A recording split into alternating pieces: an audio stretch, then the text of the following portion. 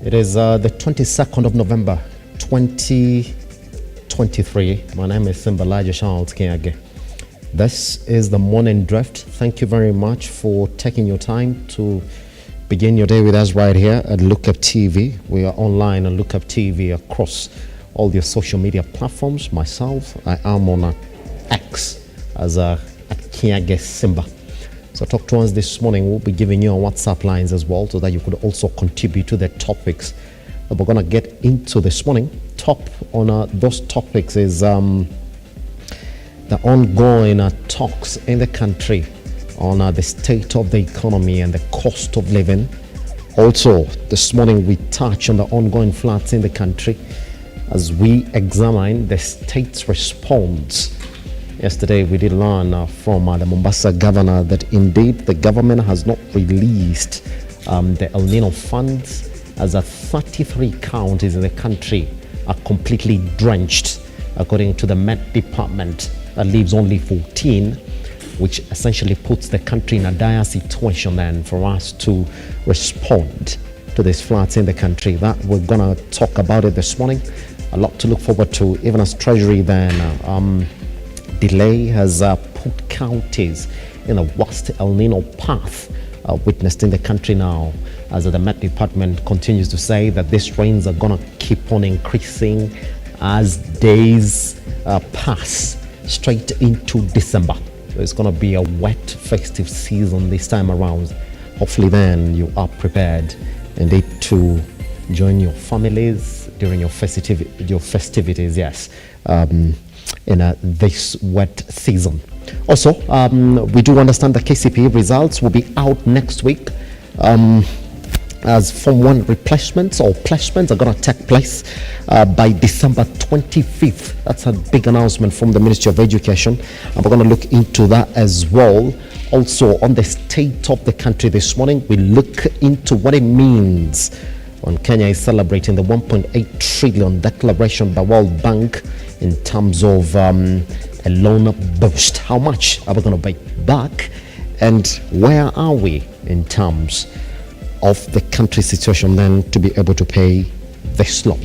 Once we come back right here on the Morning Drift. For now, let's take a tiny breather. Once we come back, I'll be taking you straight to your newspapers this morning.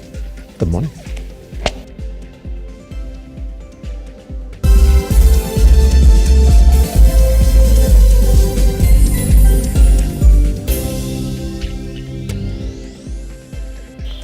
All right, let's begin with the Daily Nation this morning. And this is the headline: Anna Jerry to face members of parliament today over 17 billion shillings fuel saga. That story covered on page 8. By the way, it has gone back and forth to the point where now Cleophas Malala is claiming that indeed this will be linked to the Azimio coalition. We talk about that this morning as well. There's a story here on American pedophile who was released mysteriously 3 years ago, and now he's back in the dock after allegedly molesting children. 68-year-old convicted American serial pedophile was yesterday denied bond by Mavoko Law Court in a case in which he's facing 7 counts of child sexual offences. Read that particular story on page 14 of the Daily Nation. Just the bigger story here is courses skills that will land you a job fast. Now, employers in Kenya are in dire need of workers in the fields of information technology, finance, business management, engineering, transportation, logistics, and law. Social skills, including effective communication and critical thinking, are also key factors during recruitment, according to a new skills gap study. Story covered on pages 2 and 3 of the Daily Nation. Now, Gachagua is taking on governors this morning. Indeed, this was from yesterday when he called on the governors in the country to release the funds and act fast. As regards the El Nino response, and that story has been covered on pages 6 and 7. We'll be talk about it this morning on in-depth levels then. There's a story here on the back page on how President William Ruto yesterday addressed the European Union Parliament yesterday he urged the EU to support Kenya's plan to deploy police officers in Haiti and also rallied Europe to support Africa's quest to unlock its economic potential. You're going to read that story on the back page of the Daily Nation. Good. Let's move away from the Daily Nation this morning and talk about what is happening in a Standard. And this is the bigger story here is Treasury's delay puts counties in El Nino path. Governors say that the government should expedite emergency funding as they are unable to deal with the vagaries of the heavy rains. That story has been covered on pages 6 and 7 of the Standard this morning. That story right there. Now, the bigger headline is also on page 16 on our KCP results will be out next week for one placement. Will be done by December 25th. Yeah. So as you go for Christmas, you will know exactly which school that you'll be essentially heading to. Beautiful times indeed. Some of us have to wait up to mid-new year for you to get your results, and probably towards the end of January for you to know which school that you're headed to. All right, read that story on page 16. Now, police and crisis talks of a damning report. Now, the Maraga-led task force met stinging recommendations against the National Police Commissioning, and a meeting has been set for next week after one aborted yesterday to discuss a way forward and start the implementation process, including calls for commissioners to head home. Story on pages 2. Standing ovation for RUTO in EU. We're going to talk about that story this morning. There's a story here now. Kibori's widow now is fighting for multi-billion wealth. And there's that story. You're going to read it on page 10. And talk to Kirima or move state to Njiru's quarters. It's a story that has been covered on page 3. And we're going to talk about it this morning. It's now back to Kirima. You're going to talk to him or you move. That is what the state is talking about this morning. And there's also here a story here on how farmers now will get maize dryers to cap post-harvest losses. That story covered on page 8 of the Standard. And by the way, there's a story here on why Harambee Stars have a long way to go. If you have not been following, we beat Seychelles 5-0. And we have a player called Rooney in Harambee Stars. Yeah, please support your team. But we have a long way to go. Because if you look at our standings now in the World Cup qualifiers, in our group, that is Group F, we are number 3. That's the standing so far, with 3 points, yeah, and 4 goals. Ivory Coast is leading, Gabon second with 6 points apiece, and Kenya and Burundi 3 points apiece, and Seychelles 0 points. And they have a goal difference of -14, almost like Manchester United, both in the Champions League and the Premier League. And they're number last, like Manchester United in the Champions League. Anyway, that's where we stand this morning in terms of our bigger stories that we're going to look at. We're going to look at also and talk about them deeply this morning. Also, all these have been covered on our website on www.lookuptv.co.ke. Once you're there, comment, like, subscription is all that we ask for. Once we come back, I'll be taking you straight to your newsroom this morning, where we get to look at the biggest stories that we headlines for you as of today. Good morning.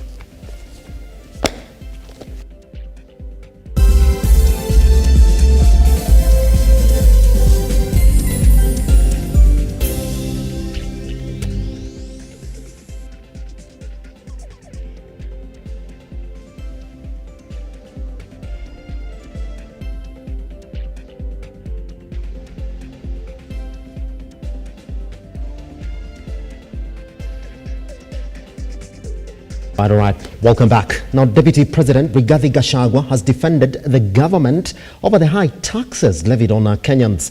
Gachagua, who attended the ASPAC annual seminar in Mombasa, has in the same breath asked Kenyans to brace themselves for hard economic times as President Ruto works round the clock to correct what he terms as the mistakes of the previous administration. Gachagua is adamant Kenyans have no option but to endure high taxes to repay over the increase in public debt in addition to funding various projects in the country. And as a reporter who returned the Now Files this morning, the second in command has told the opposition to stop blaming President RUTO for the mistakes they contributed under the handshake arrangement. Let's take a look.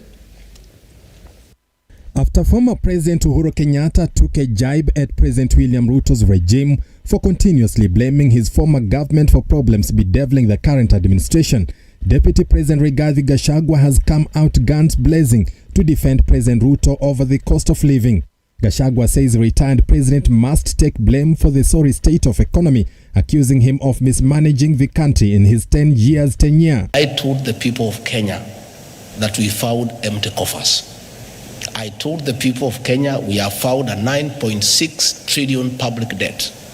I told the people of Kenya we have found pending bills of 900 billion.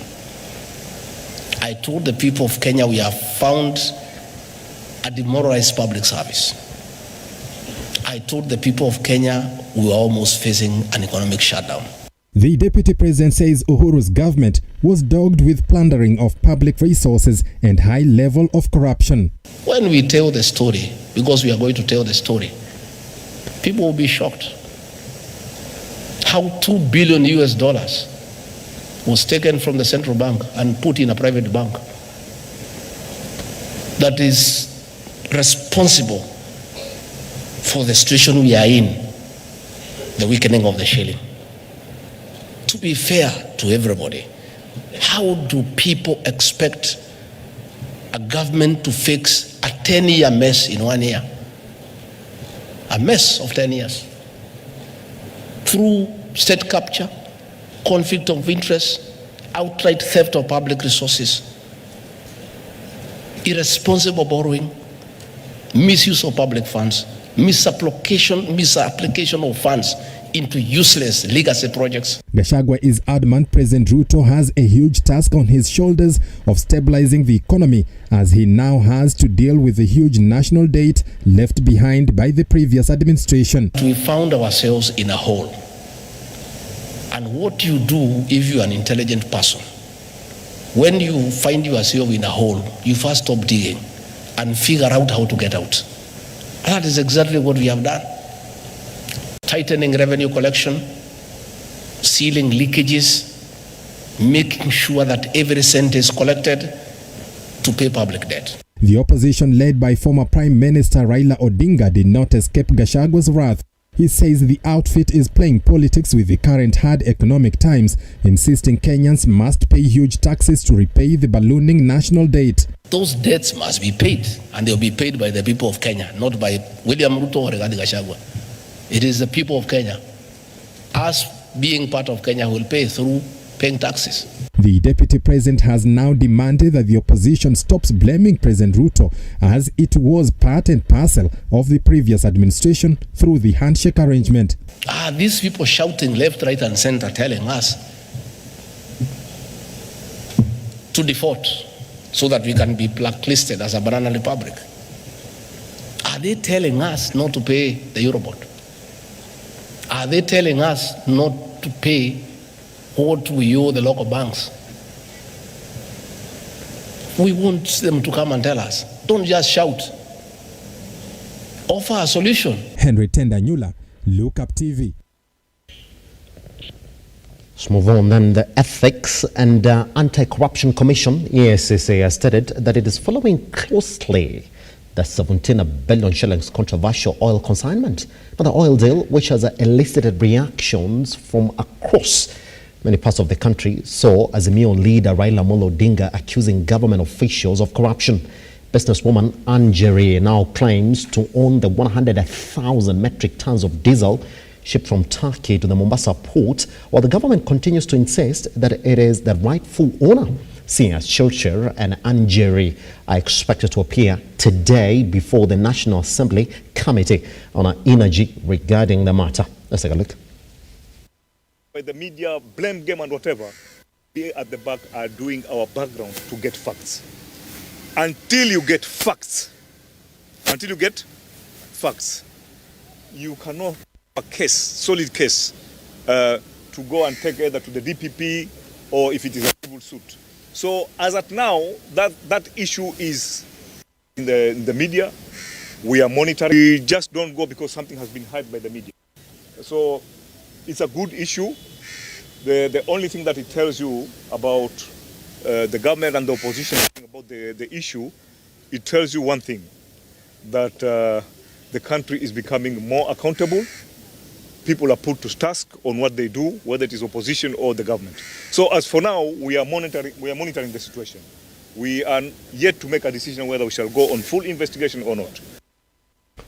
Now, on to Floods Watch. 2 people have lost their lives in Garissa following the heavy rains being experienced in the country. Now, the 2 are elderly men drowned on a Monday night while trying to use flooded roads.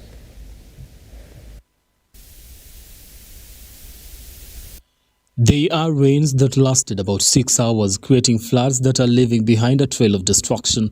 Roads washed away, buildings flooded as the rains continue to wreak havoc in different parts of the country. In Garissa, 2 people have lost their lives while trying to navigate around the flooded roads. Last night, it rained over the whole night, and unfortunately we lost 2 lives. One in Garissa's account, another one in Libo's account, due to floods. The 2 old men were drowned. Their bodies were recovered in the morning, and police have taken the necessary action. The relentless downpour that started at around 7 in the evening went on past midnight, destroying homes, shops on the roadsides and collapsing pit latrines in the outskirts of Garissa town and neighboring Madogo and Maroro in Tana River County. The public has been called upon to take care and avoid being in dangerous zones. In Garissa County has been very devastating to us. We have had roads cut off outside Garissa's account. All the other 9 sub-counties in Garissa County have been cut off from the main roads. Our main road from Garissa to Dadaab is not possible. The road from Modica to Modogashe is not possible. So we are appealing to donors and like-minded colleagues, both from the national and the county government, to assist us airlift food to those. This comes as Deputy President Rigathi Gachagua asked the devolved units to enhance support of victims of the El Nino rains. Gachagua, speaking in Mombasa, at the Mombasa County Government to assist persons affected by the floods in Kisauni. Wapongeze gavana wa Wajir na Garissa na Mandera, wametoa zaidi ya shilingi milioni 50 ya kulisha wananchi katika kaunti hizo. Na tunataka pia hapa na Tana River, gavana wa Mombasa, gavana wa Tana River, pesa muko nayo kwa bank, tumepea nyinyi pesa kutoka National Treasury, muachilie pesa wananchi wapate chakula, wapate madawa, wapate blanketi. Na sisi katika National Treasury tumewachilia pesa kwa gavana zaidi ya shilingi bilioni 10 iko pale, na tunataka wananchi. The rains have interfered with exams distribution, forcing government to use choppers. On Tuesday, Ahmed Nur Ismail, a teacher at Masalani Primary School, was hit on the head by the chopper tail rotor while taking off, killing him instantly. The pilot was dropping examination materials from Ijara Secondary School to the DCC container Masalani when the tragic incident happened. The helicopter which was ferrying exams from Masalani, DCC's container, got involved in an accident where one deputy head teacher, Ahmed Nur Ismail, was hit on the head by the rear rotor of the helicopter. He died on the spot. And we want to appeal to our colleagues who are handling exams, members of the public. Sometimes we may become excited out of seeing the helicopter being nearer or any other chopper being nearer where we are. We should keep off because these machines are very dangerous and they are very powerful. I think this is an appeal I want to make to all the members of the public. Brian Amwai, Lookuptv, Nairobi. Now, the Kenya Certificate of Primary Education candidates will get their results and placement details before Christmas celebrations. Speaking in Mombasa, Education Principal Secretary Bedley Okipsang also noted that investigations are ongoing regarding the brutal murder of a police officer was escorting examination material in Alego, Usonga. As the Kenya Certificate of Secondary Education examinations come to an end, their counterparts who sat for their KCPE exams are set to get their results, as well as get to know the schools they will be placed in before the Christmas celebrations. According to Education PS Belio Kipsang, this is in a bid to give parents enough time to prepare for the admission of their children to various secondary schools. Tulisema watoto wetu watajua mashule yenye wataenda kabla waende for Christmas. Siwezi sema mtihani itatoka kesho ama kesho kutwa, but I can say that we are on course preparing for our children to know how they have done. But the most important thing, because our schools are opening in January, is to make sure that they know the places they will have been placed in good time, so that they can prepare, the parents can prepare in school fees and all the other things. The seemingly sad PS paid his tribute to the officer who lost his life in Siaya County after being attacked by unknown people, noting that investigations are ongoing regarding the incident.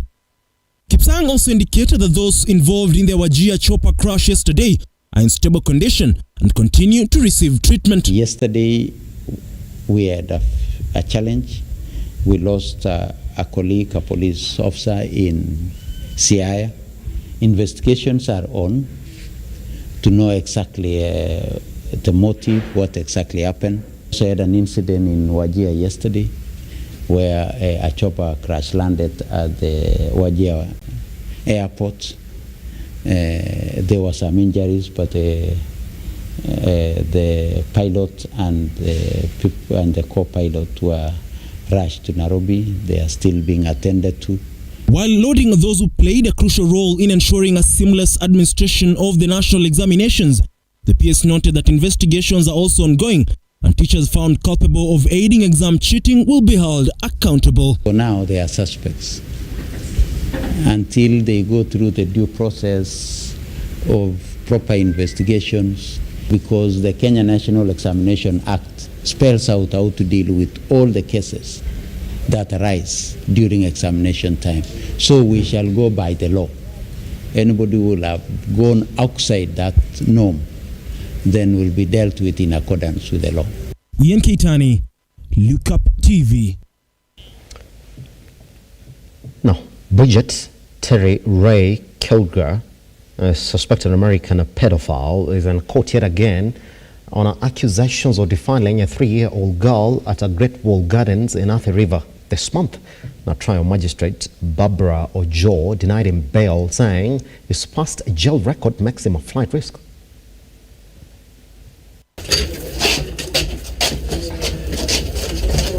Terry Ray Krieger, a man not new to the justice system, is facing 6 new charges of defiling a 3-year-old minor. Appearing at the Mavoko Law Courts, he was denied bail on grounds that he is a flight risk.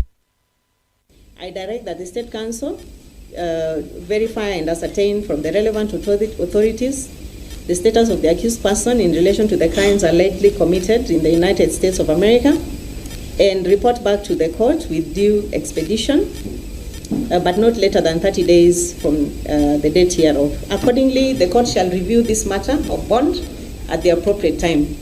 Those are the orders of the court. The case will be mentioned again on November 27th this year, expected to provide clarity on the disturbing allegations.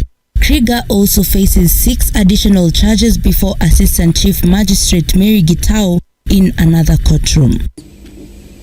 You are charged with the offense of benefiting from child prostitution contrary to the law, the particulars being that Terry Ray, alias Bukateri, on diverse dates between 1st of October and 8th of November 2023 at Great Wall Gardens Estate, Phase 3 in Athi River South Sub-County within Machakos County.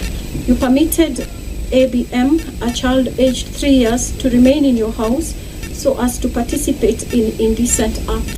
Krieger, a repeat offender, was sentenced to 50 years in December 2014 after confessing to recording explicit videos of children. His case was dismissed under unclear circumstances in June this year after serving 8 years in prison. The new charges now bring this unsettling case back into the spotlight as the public and legal authorities grapple with complexities surrounding Krieger's criminal history. Bridget Agola, Lookuptv.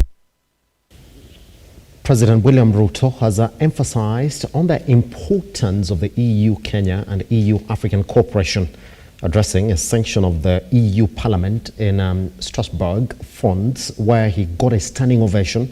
The president said cooperation can be in areas of green transition and industrialization. He also talked about the climate-related emergency as world approaches the COP28 summit next week. Europe is a significant investor and trade partner in Africa, a relationship that has been fruitful over the years. Our collaborative efforts have helped generate millions of jobs and enhance livelihoods across the continent. This partnership is not only a cornerstone of our past and present, but it is also crucial for our future. I extend a warm invitation to European companies, institutions, and organizations to explore the many opportunities our continent has to offer. Join us in a collaborative endeavor to unearth and develop solutions that leverage our respective strengths, drive innovation, and benefit not only Africa, but also contribute to global progress. Because our story does not stop with our two continents, this is a global story. The demands of our time are great and full of uncertainty. Addressing this effectively hinges on a robust commitment to multilateralism and international cooperation. However, it is increasingly clear that the institutions and structures established in the 20th century are not fit for purpose anymore. We must ensure they are equipped to address contemporary challenges and pave the way for inclusion, equality, and prosperity. This calls for a fundamental redefinition of international cooperation. We must move beyond arrangements that perpetuate cycles of indebtedness and dependence. Our aim should be to bring about real, additional financing that does not merely escalate debt burdens or facilitate the extraction of profits. Cooperation that does not lock in developing countries in fossil fuel dependency, but allows them to advance alongside the rest of the world in the transition to sustainable energy. Genuine partnerships that prioritize people and their well-being on a livable planet. I want you to listen to this statement. Pretend it's the very first time you're coming into Kenya. Pretend. Pretend that this is the very first time you're going to hear this statement. All right, here it comes. It is time we had a candid discussion in public with Uhuru Kenyatta on the economy, the effects of state capture on the economy, and the mess we are sorting out in this country's economy. Then we shall know the truth. Please get him on stage. Like I said, pretend it's the very first time you're coming in this country. Who would be Uhuru Kenyatta? Who would be this man called Uhuru Kenyatta? And why would this statement be directed to him? Well, let me read for you a comment here from Dr. Ekuru Okot. And he says, with all due respect, Honorable Kimani Ichung'wah, as that statement was from Kimani Ichung'wah, our current president, as well as you, were in the last administration. President William RUTO deputized Uhuru Kenyatta for 10 uninterrupted years. But then he goes on to say, Uhuru is no longer president. You claimed you had a plan to fix whatever it is that you're complaining about. All right? So stop these excuses, because it now exposes you and your ilk there as a political con man. Alternatively, apologize to Kenyans and resign. We get a fresh government. He's not the only one who's blaming Uhuru Kenyatta. This morning, Deputy President Rigathi Gachagua is heavy on Uhuru Kenyatta and the messes that he created for this country.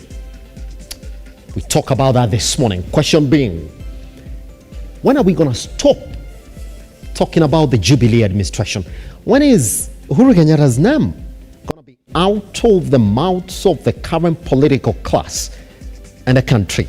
Talk to us at Lookuptv across all your social media platforms. My name is Simba Elijah Charles Kenya. Once we come back as well, the blame continues in the 17 billion shillings old saga that has now got Churchill and Anjoroge going to Parliament to testify. Also, you are on your own. State tells all those quarters on the Kirima land. And once we come back as well, is it true that governors have eaten the money that was supposed to be used for El Nino response? Right here on Lookuptv.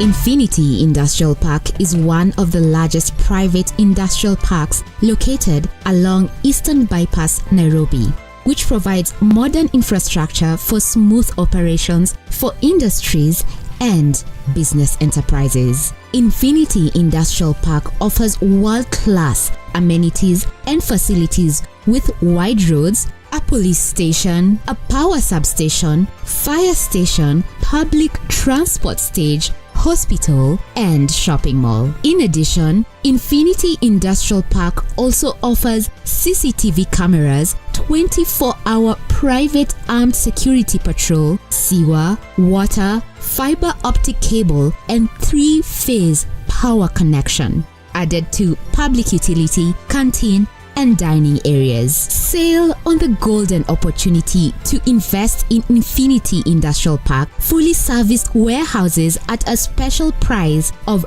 3,569 Kenyan shillings per square foot. For more inquiries, visit our website infinityindustrialpark.com.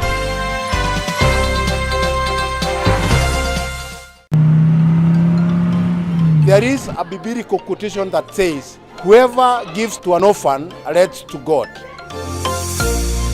Today was a great day for us. We have received and hosted a wonderful and great team from Tatua Tatu who have come to make a day brighter for these kids and for our beneficiaries. I thank you, Tatua number 3, for coming. May God bless you, and the gates of Rafiki are ever open, and you are welcome and welcome again.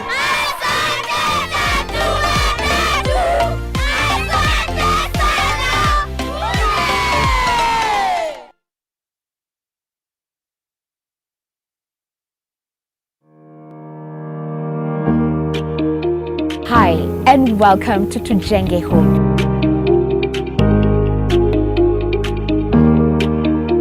Your number one show when it comes to all things architecture, real estate, property development, interior design. You get it right here on Tujenge Home. When the food is ready.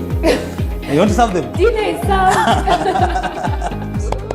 Yeah. Let's go. Let's go. Let's get it.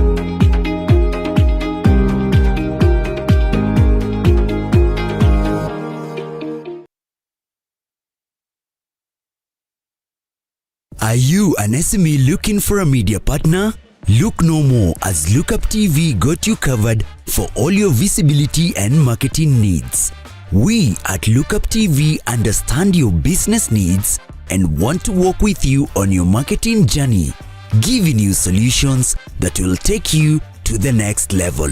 Call us today on 0707 572 358 or send an email to sales@lookuptv.co.ke and kickstart this amazing journey. Welcome to Lookuptv, your official SME media partner.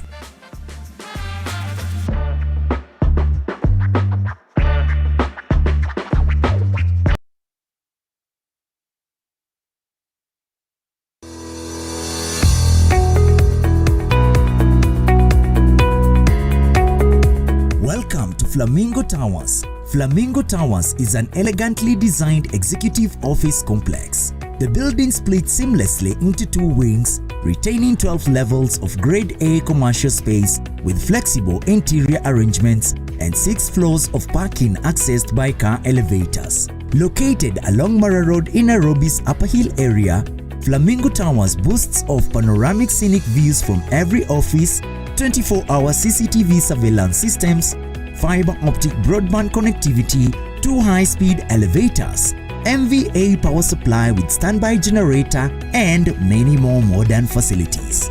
The building and its naming rights are up for sale.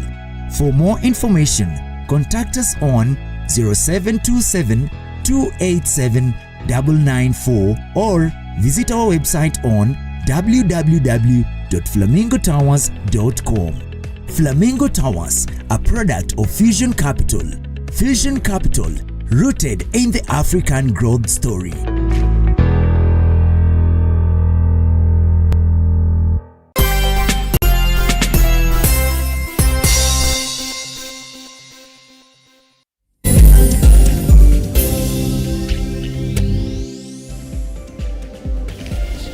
This is Lookuptv. My name is Simba Elijah Charles Kinage. Thank you very much for choosing your time for us today.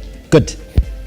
Just before we went on break, I read for you a statement, and I'm going to read it again for every other person then who's listening for us this morning, so that we can start then to lay bare what it is that we're talking about as a country this morning.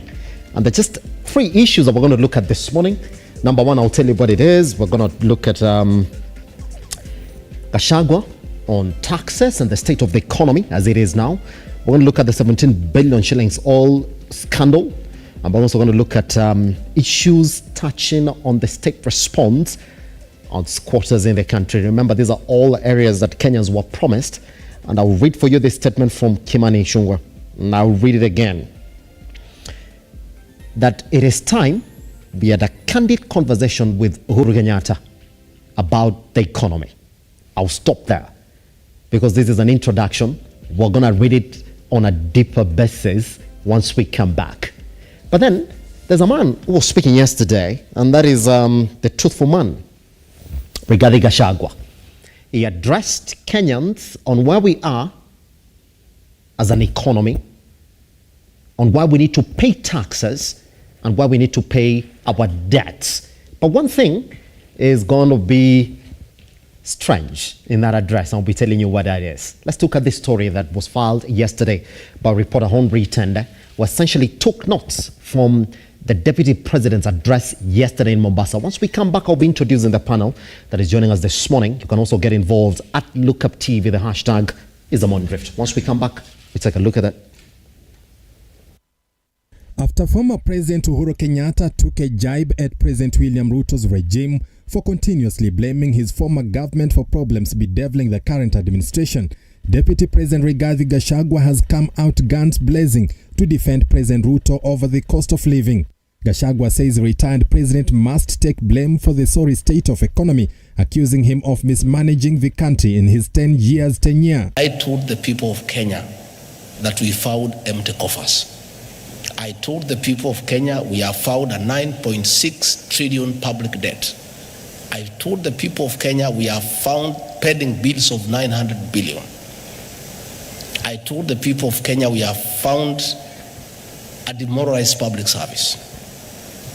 I told the people of Kenya we were almost facing an economic shutdown. The Deputy President says Uhuru's government was dogged with plundering of public resources and high level of corruption. When we tell the story, because we are going to tell the story, people will be shocked. How $2 billion was taken from the central bank and put in a private bank that is responsible for the situation we are in, the weakening of the shilling. To be fair to everybody, how do people expect a government to fix a 10-year mess in 1 year? A mess of 10 years. Through state capture, conflict of interest, outright theft of public resources.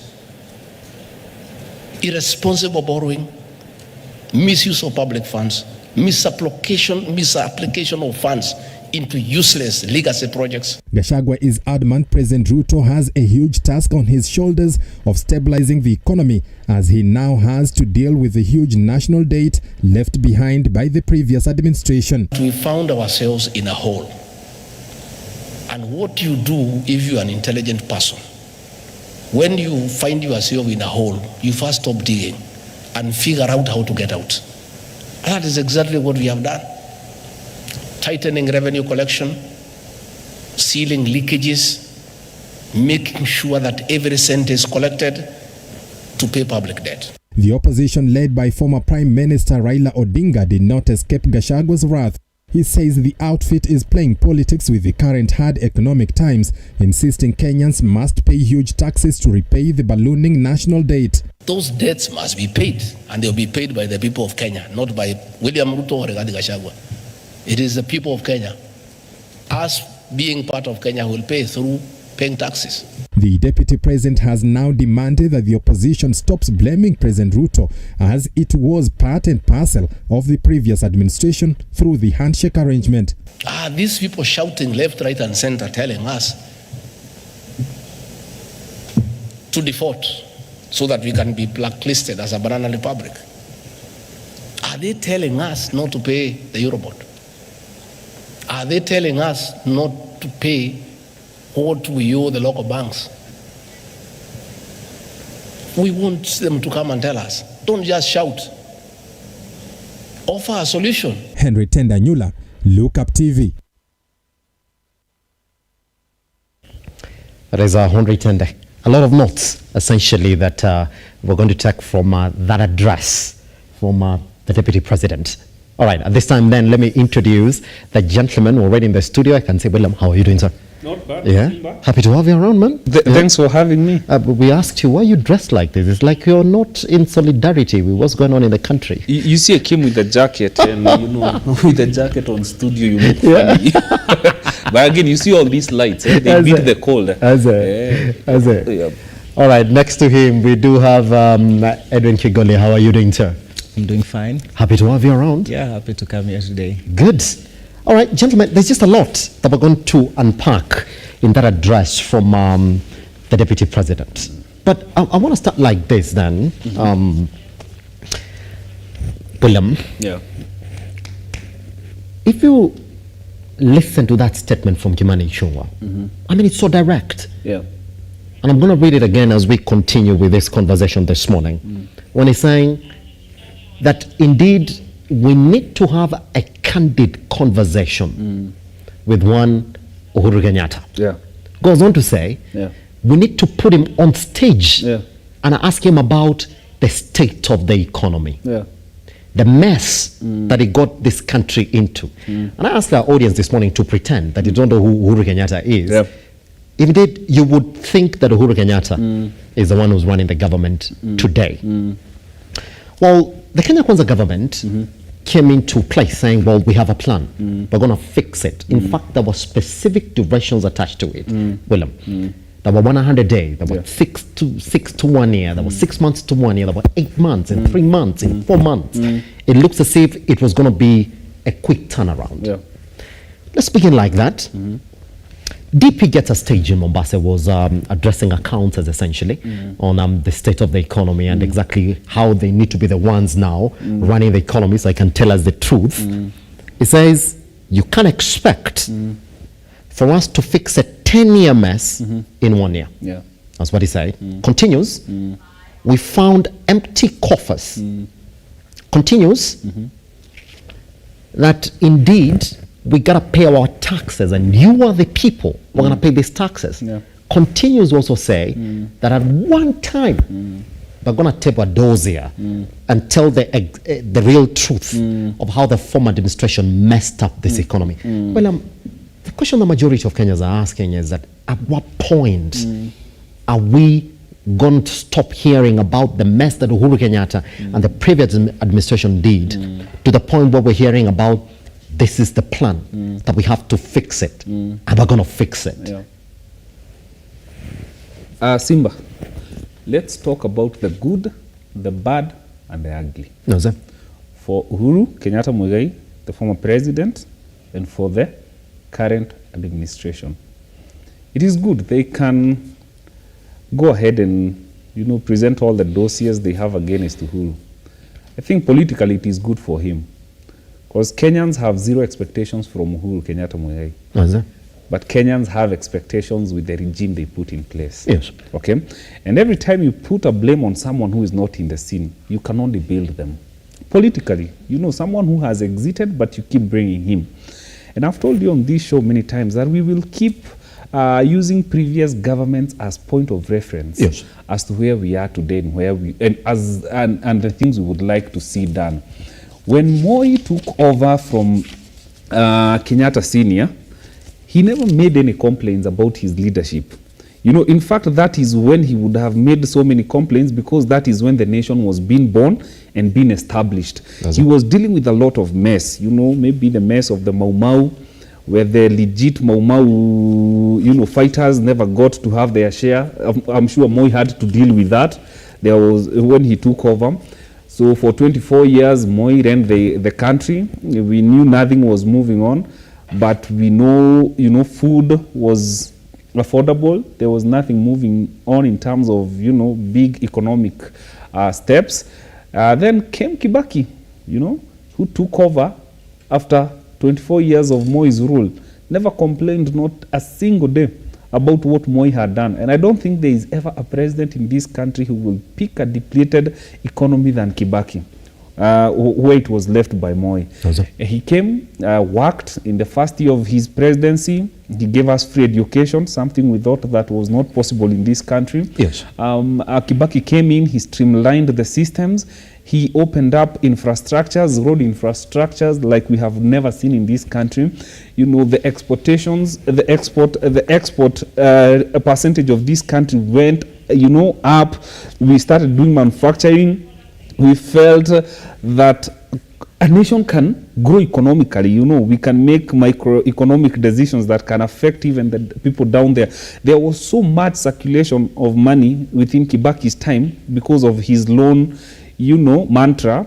From where he borrowed his money from, he would come, negotiate better loans, and tell the loan givers, hey, you don't have to give us, any equipment. As much as you're giving us loans, let us manage the loans ourselves. We have cement companies in the country. Let that money come and grow our cement companies, and that is where you see the good thing about economy, Simba, it is about numbers. Numbers don't lie. If you look at cement companies, there are some of the companies that grew exponentially in Kibaki's time. Why? Because when the time he was picking these loans, he would empower these companies, and these Chinese would buy cement from us, they would buy steel from us, they would buy basically everything from us, and so there was so much in circulation for everybody who was doing any form of business. People are not satisfied, never complained about Moi. He did what he had to do. Uhuru comes in, he's the first president. I'm trying to paint this picture so that you can see where we are coming from, a country when we have a government that is now crying foul about a president who served his tenure. Yes. So Uhuru comes in, he's the first president. We give a recurring expenditure constitution worth 1 trillion. Kibaki, the much he had collected was about 800 billion. So even the recurring expenditure of Uhuru Kenyatta's presidency was not even enough what Kibaki had collected. So Kibaki did not tell Uhuru, I am handing you over a new constitution with 1 trillion expenditure where you have to, build other 47 small county government. I'm giving you a constitution where you have to think about that carrying expenditure and also how to grow the economy. So Uhuru comes in, he looks at the taxation system. It's not even worth to run the country per year in terms of budget. So he does what he had to do to survive his 10 years. What did he do? He did what he had to do to survive. He had to borrow, so that we could run as a country. He continued with the free education programs of Kibaki without complaining. And so the man did what he had to do to survive. Good. Now comes in this new regime of William Ruto and Rigathi Gachagua. Now, I'm telling you this without any shadow of doubt. The manifesto on which they ran their campaign was worth to fix this country in 3 months' time. You know, they knew the problems. They understood very well the problems of this country. Yes. It is on record when President William Ruto, when he was the deputy president, was saying, and I have said this on air, and I will keep saying it because it keeps cropping up, because it's a major economic thorn in the flesh for Kenyans, the issue of fuel. You know, William Ruto is on record saying that we do not have a control of what happens outside there geopolitically and economically in terms of fuel being affected by wars. If anything, by the way, do you know the fuel prices in the world are going down? Yeah, because of the wars. Because of the war, yes. They are going down. Yes, yes. And so he said, what we can do is that so much levy and so much taxes goes to the government. One of the things we are going to do when we get into power is look into the taxation system of fuel. And so when William Ruto and Rigathi Gachagua comes in and take over, the first thing they do, the 8% that Uhuru had taken away to help Kenyans, and by the way, these things are intertwined. I will come back a little bit to Uhuru Kenyatta Muigai and his collection of taxes in his last 2 years. So the first thing they do, instead of cutting the taxes like they had promised Kenyans, they increased the taxes, you know, the 8% Uhuru that had taken away. Yes. And let me tell you, miraculously, the last 2 years of Uhuru Kenyatta Muigai, I'm playing the devil's advocate, by the way. I want to do very independent politics. I want to do very independent analysis, because that's the only way we can help this country, my brother. As much as we would want to take sides, but I think independence of analysis in terms of politics and economics is going to help this country, Simba. And so Uhuru comes in, so they add taxes and they continue to overtax Kenyans. Yes. They had spoken about the issue of taxation. By the way, Mr. Deputy President, no one is refusing, no one is disputing the issue of paying taxes. Kenyans have a problem with being overtaxed when the country is the way it is today. Let me take you a bit briefly back to Uhuru Kenyatta. Yes. The last 2 years of Uhuru Kenyatta Muigai, the last 2 years in his last term is the time he collected so much revenue in this country. He was faced by hunger. Okay, we did not have sufficient rain for the last 5 years when Uhuru was president. Yes. That is the time we were faced by a pandemic in this country. And so what did Uhuru do? He cut down on taxes. Okay, he took away the 8%, you know, on fuel. He gave tax cuts and tax reliefs. And miraculously, that worked wonders for him. He collected 1.8 trillion in revenue. That is the highest that he ever collected on the face of a pandemic. So we have to borrow. That's why I'm telling you, we have to speak about the good, the bad, and the ugly of every regime. You cannot tell me Uhuru was all that bad. Also, we need you to talk about the good things he did for this country. There are things that you can borrow from Uhuru that he did. Even you can also borrow the bad things he did and avoid taking that direction. Read from his presidency, read from Kibaki's presidency, read from Moi's presidency, read from Kenyatta's senior presidency. Do things differently. Kenyans, I told you last time, are being disappointed by their own expectations that were put on the manifesto this government campaigned on. And this government campaigned 100% on an economic card. And if they stick to their manifesto, I'm telling you, 3 months were enough to turn around this country economic fortune. I'll be coming back to you on exactly the areas where the DP is pointing fingers at Uhuru Kenyatta. Kigoli, just indulge our audience this morning. There's a question that I put to William.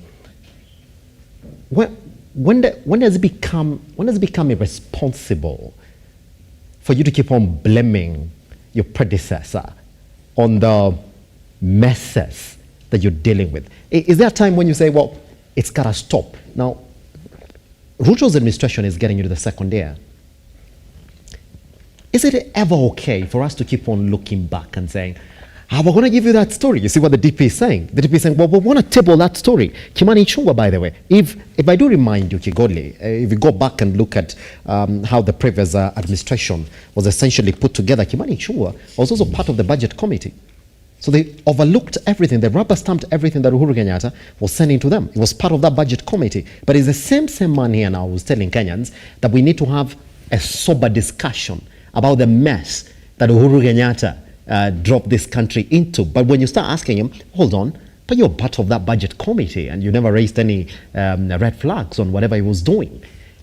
At what point, Kigoli, does it become irresponsible for you to keep on looking back and saying, well, I'm dealing with that mess and we're going to call them up here so they can come in and explain? Well, thank you very much, Simba. And allow me to come in this way.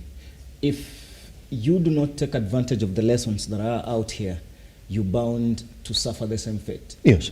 President Donald Trump complained himself during the entirety of his 4-year reign in US. And when elections came, he actually complained himself out of office. Right? and you see, I like that. He complained himself out of office. So when President William Ruto was running around the country, selling his agenda, his plan to Kenyans, just rightly as my brother has said, he put so much hope in Kenyans. He was trying to lift Kenyans out of that situation of despair and showing them, look, the plan Kenya Kwanza government is coming in on is so solid and promising that you're going to get a better life. That is what majority of Kenyans took in. Now, for those Kenyans who take in as politicians say, they were super excited and they carried a lot of hopes. Actually, there were tons of hope.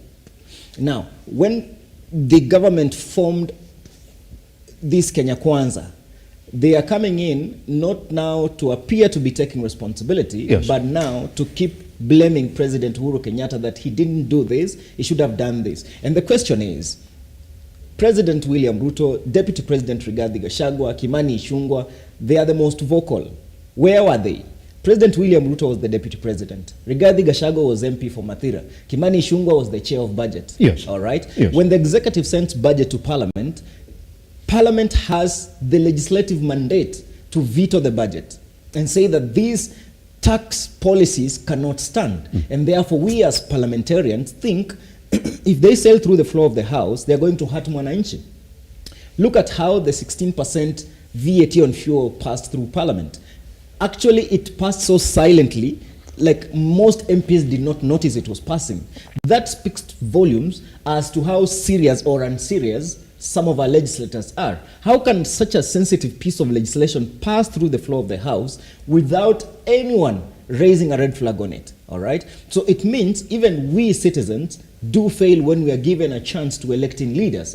Now, what President William Ruto and Rigathi Gachagua should be doing, because Ruto never complained while he was campaigning. He actually demonstrated resilience. He actually demonstrated political maturity. He never attacked the president directly. He never hurled insults at President Uhuru Kenyatta. He was head-on with Raila Odinga. I expected, as an analyst, that Ruto would carry the same strength and the same breed of political energy into presidential office and show that as much as one can try and vilify you and paint you as the black sheep anywhere, you can emerge and do what the citizens expect you to do. 1 year into office, the Kenya Kwanza government came with what we call the plan. Yes. This plan was speaking robustly on issues such as agriculture, issues such as manufacturing, issues such as empowering SMEs. Now, when you look at these issues, what they are doing is agriculture is actually almost the backbone of Kenya's economy. All right? Now you put in service sector. When you look at issues such as production, when you invest in production, you actually growing the economy. Most of the advanced economies, talk of the US, Japan, Germany, UK, and the likes, are growing because of investment in production. When you invest in means of production, you are enabling the economy. You are enabling the society to be self-sufficient. When we produce these goods here in Kenya, they will be much affordable. Now, what President or Deputy President is doing right now is to demonstrate that, well, what we can just do right now is speak about what Uhuru did, all right? I was expecting him at the beginning of their tenure to say, this is the state of the nation. In fact, they would have scored very well if this, what he's saying, should have been captured in the state of the nation. How did we find the economy of Kenya? We found irregular withdrawals from the public coffers. And when you look at, say, Article 201 of the Kenyan Constitution on, you know, the principles and objects of public finance. It should be open and accountable. So President Uhuru Kenyatta is not immune to answer questions. If they believe President Uhuru Kenyatta engineered irregular withdrawals from the public coffers, yes, there is the laid down procedure on how these questions can be raised. But what he's saying is just political rhetoric. This is not action. He should not promise us, we are going to show you. He should come and show us. All right? He doesn't need to threaten. He doesn't need to promise. He's the deputy president. So he should just come out and tell us, this is it. Kigoli, at what point does it become irresponsible for us to keep on blaming Uhuru Kenyatta? At what point? I mean, critics would give it to them, saying maybe 1 year in office, maybe the first 3 months in office. I was like, oh, this is exactly what we find in office, and this is exactly what they did. But at what point does it become irresponsible? Because everything that we're hearing from the Kenya Kwanza administration, that in every other plan that they have, case in point, when Murkomen found leaking roofs at JKIA, what should have preceded the other? Is it to say, guys, hey, this is not me, it is them? And then a couple of days later, that's when it's like, I've put in a commission that's going to come in and look at the state of that particular entity, and so that we're gonna look into it. At what point does it become irresponsible from this government? Because now all we hear is that, hey, it is not us, it is them. At what point? It is exactly at this point that it now looks irresponsible. Because what they should have done right now is to swing into action. Yes. Okay? Set up a tribunal. Yes. Set up a commission of inquiry. Look into these economic ills. There is what they're saying. Just for heaven's sake, go and fix the airport. Now, well, the airport is leaching. Well, the airport is leaching. Just say the rains are bigger than they were in previous times. Let's go and fix the airport. Go fix the airport. Just go fix the airport. Blame it on the rain. It's a blame it on the rain. The airport has always been there. It does make sense, isn't it? Yeah. And here's the thing. Kigoli, take 2 minutes because I want to take a break and then invite John into the sitting as well. Here's the thing. Even as DP keeps on saying that we wanted to collect every other shilling that was supposed to be collected, the reality is that KRA has not been hitting their numbers, Kigoli. If you look at their revenue targets month on month, they've been, yes, that revenue collection is increasing because of the increased tax bands. But when you look at their targets, really, they're not hitting them.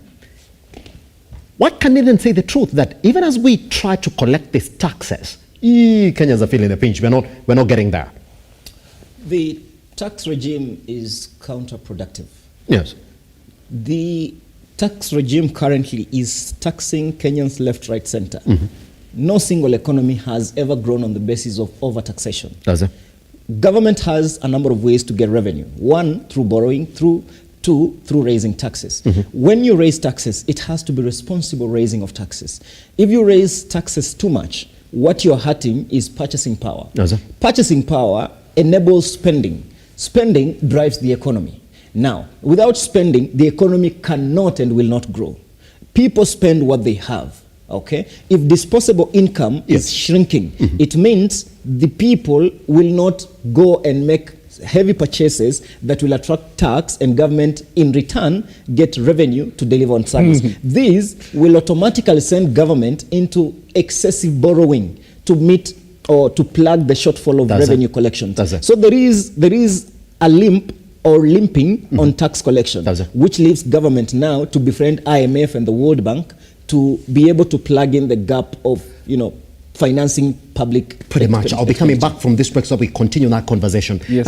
Here, William, take us on a break. Yes. We do know that the coming up the Commission of State Capture. That's what they're saying. They're going to look at exactly how money has been used in this country, how the previous administration essentially went around doing their business. But there's one thing that is standing really that no other Kenyan wants to talk about. The Senate gave the National Assembly a memoranda that they had to talk about and introduce that motion in Parliament.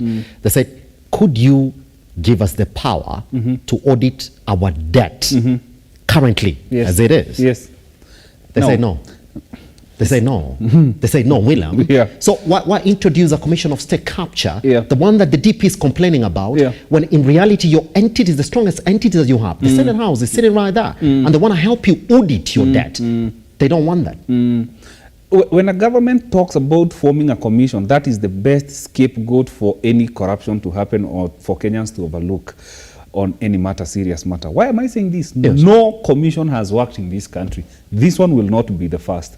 You know, you steal from Kenyans, then you put your own people, say, oh, we are going to overlook, we are going to audit this, Yes. and then you're able to buy them off. Allow me, before I forget, Yes, in 1 minute. William. in what my brother has just said. Yes. You know, the devil is always in the details, my brother. And you can always project the end of a matter with the patterns of the trait that a person exhibits, okay?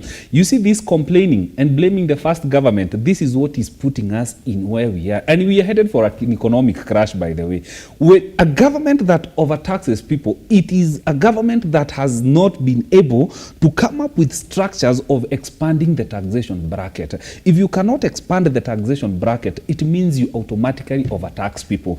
It is a government's inability to grow the taxation bracket, then it starts overtaxing people. And so they have crashed on how to expand the taxation bracket. I said here, and I will say it again, because I love economics and we are dealing with matters economic crashing in this country. I am a prophetic, and I will say this without fear or shame. KRA will not hit its target the next 1 year, the next second year. By the third year, we will hardly be doing 600 billion in collection. Why? No one will be spending. Does that? We'll leave it there, because the numbers are essentially telling this truth that William is prophesying on. I don't want to say whether I'm Prophet Elijah. I don't want to say whether I'm Prophet Elijah, but here's the thing. But here's the thing, as an economics student and as a business journalist, for me, it's just to look at the numbers indeed they've been missing. If you go essentially even look at how much they've been collecting from even the Petroleum Development Levy, they've also been missing their targets based on how much Kenyans have been consuming on fuel in the country, based on the cost of fuel in the country, which is based on taxation in the country. Guess what? We take a tiny breather. Once we come back, Joan is going to be joining us. So probably the biggest question is going to answer is, when does it become irresponsible to go back and start talking about a government that is no more? Once we come back here on Lookuptv, top of the issues that we're going to look at as well once we come from this break is the state is speaking. They're saying, you see, if you're part of that Kirima land, go talk to him. Actually, they've said that. That's one-on-one. You go talk to him. For us, we're not part of it. Please go talk to him and find a way, you know? That's it. Once we come back right here on The Morning Draft.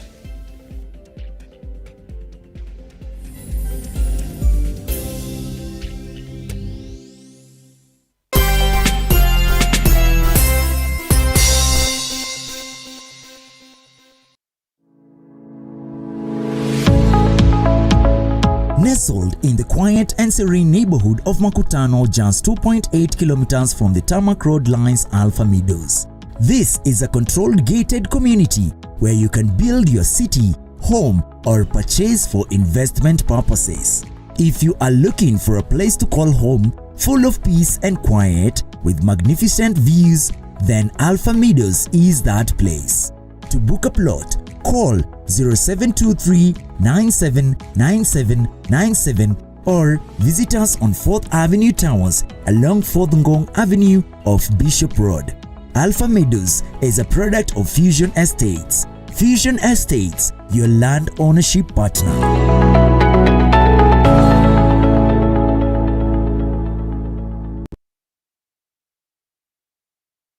Every time you play Lotto, 25% goes to the Lotto Foundation, which supports our fellow Kenyans through various causes. Thank you for your help.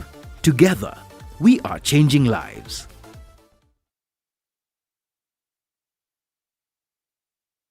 Are you an SME looking for a media partner? Look no more, as Lookuptv got you covered for all your visibility and marketing needs. We at Lookuptv understand your business needs and want to work with you on your marketing journey, giving you solutions that will take you to the next level. Call us today on 0707 572 358 or send an email to sales@lookuptv.co.ke and kickstart this amazing journey. Welcome to Lookup TV, your official SME media partner.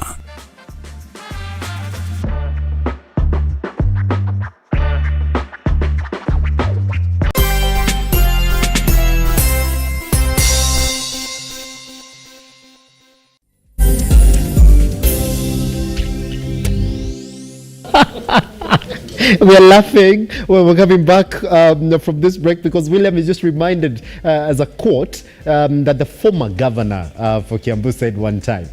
He said, napitia mambo mingi sana na mimi nimejiletea hii mambo. Kenyans, please. Naona hata kama mnapitia mambo mingi ni kama nyinyi nimejiletea hii mambo. I don't think we can intervene. Guess what, John is in the studio. John, how are you doing, sir? Fantastic. Let's rope you in the conversation. The DEP was speaking yesterday in Mombasa. He was speaking to accountants. I was telling them, hey, you guys understand better than us in government that the taxes are going to be paid and Kenyans are going to pay these taxes. And on the back end of that, in a platform where you would not expect the issue of state capture and Uhuru Kenyatta to appear, Uhuru Kenyatta again appears predominantly in his address, John. Which is why we asked that instead of addressing the basics of that particular convention right there, here's the thing. You would have expected for him to seek intervention from the accountants and the economy experts who were sitting in Mombasa on, number one, how they can mitigate on the misses that KRA has been getting into, because he also did say it's time that also the accountants came in and gave us advice on how to run this economy. In fact, there was an appeal from him yesterday, John, that listen, if you guys have an idea of exactly how we can make this economy tick, all right, because you guys who deal with numbers, please come talk to us. We will listen to you. He said, approach us, RUTO and I, we will listen to you. But then on the back of that, you would like to think that then it would have gone into some of the taxation bans that the government has introduced.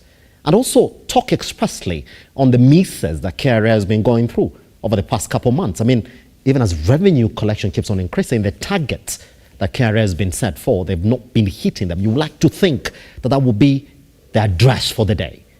Guess what, John? It wasn't. Well, the truthful man said they're going to table a dossier of how Uhuru Kenyatta essentially affected the standing of the shilling against the dollar. Went on to say, the mess that we find ourselves in right now is not ours, and you do not expect for us to fix it in 1 year or 2 years. It's a 10-year mess, so it's going to take longer. It needs to be cleaned up. Does it? It will take time. Morning, sir. How are you? Good morning. My co-panelists. It's I think I've said this previously. Yes. That for this government, they're damned if they do and damned if they don't. The truth of the matter is, I saw snippets of what the deputy president was saying yesterday, and one of the anecdotes he gave was about his own persecution, and he was trying to explain how he was framed for handling, was it 12.7 billion shillings? Yes. And he was simply explaining that this is what happened, that he had 200 million that was in a fixed deposit account. So he was basically being a passive investor. So he put this money in a fixed deposit account, and the way it was being invested was that he gets a certain amount of money every quarter, and then the money is sent back to his own current account, and then there is that back and forth. So every year, that same 200 shillings would flip back and forth between the fixed deposit account and his own account, and that would total 800 million shillings. And they basically said that over the last 10 years, 800 million shillings times 10, that's how you ended up embezzling 800 billion shillings. 8 billion shillings. And I thought it was a very interesting anecdote in the sense that we are talking numbers. And we're talking numbers, and the truth of the matter is that we are not going to run away from, whether we like it or not, and has to be addressed, is the issue of public debt. We have a public debt that is at 10 trillion shillings. 10 trillion shillings, of that, about 60% is foreign, 40% is domestic. Yes. So there has been a lot of conversations about what to do about it. So there are those ones who've been advocating, why don't we do like places like Ghana or Zambia, which is to default and then force people to renegotiate and then take a haircut, what's called a haircut, and then you lose some money, not all of it, but a sizable chunk of the money. That's it. But the question is, when you talk about domestic debt, you're talking about Kenyans, because that is money Kenyans are put in there. You're talking about pension funds, you're talking about people who've invested in things like fixed deposit accounts. There is individuals who've invested in money market funds. So when you default, you create a bigger economic problem, especially for those people who have invested in government paper, because public debt is essentially money that is owed to the public. So that is the reality. Now the next question is, or the natural question is, how do we deal with this 10 trillion shilling debt? Yes? So that is the big question, and that is the elephant in the room. Yes. How do we deal with this 10 trillion shilling debt? What do we do? Yes. Do we say that we are not going to pay, we default like Zambia, and then end up with the problems of default? Yes. Then what happens to all those people who have invested in government paper? And that is the big question. Once we ask ourselves that question and we're able to answer that question, yes, then we can have the subsequent conversation, yes, about how best to go about it. Pretty much. Yes, John, and that is what basically yes, the president was, the deputy president was asking members of his PAC. Yes, Yes. I'll be coming to you on that. Yep. William, quickly then, let's try and answer that question that John is essentially asking, because even the DP yesterday was trying to figure, like, what are we going to do then? You know, just to, we got to pay taxes, we got to pay this debt, we can't default. Of course, those are not the options. But when you look at the options that are available, is that majority of Kenyans look around and say, well, the options, we are seeing them as they are. Now, let me just read for you this, so we see exactly who's telling who or who's fooling whom, essentially in this particular situation. Let's look at it, that in the first 9 months, actually in the first 6 months of President Ruto's tenure, he borrowed more, in fact 17 billion shillings, 17.4 billion shillings more than his predecessor in his first 6 months of assuming office. Let's continue with that. Now, in the first 9 months, essentially it's close to 1 year, this particular government had raked in 1.2 trillion in debt in the first 9 months of President Ruto's tenure. Now let's put it into proper perspective for those people wondering how much have we borrowed in totality in 2023 minus the new promise for World Bank that they're going to extend a 1.8 trillion credit to Kenya. In the first at the end of June 2023, Kenya had galloped 740.33 billion. And if you look at it, you're going to talk about around 301.6 billion of external borrowing. The rest of it was essentially borrowed internally. Let's look at the report that is coming from Treasury. Margaret Nyakango essentially said, guys, I do not understand. Every time I sit in my office and then look at the books, Treasury essentially gives me 3 times my budget. But the money that docks into my account is the one that is essentially budgeted for. But when you look at the books, the money that's coming for Treasury is 3 times. And she goes on to say there's a damning statement that she made, and that for every state office in this country. She said it. And that for every state office in this country. Good. Let's look at what happened immediately. President Dr. William Ruto, DP Rigathi Gachagua, and Musalia Mudavadi assumed office. Guys, so the budget that was extended to enabling their offices, not even essentially on the operations of the office, but even on mobility, almost 500 was essentially spent on the three gentlemen's cards. So the question that we're asking this morning is this: if you look at how KRA is missing its targets, again, William, let's look at it. If you look at the first 1 year in office, they missed their targets by 27 billion. That's a lot. All right?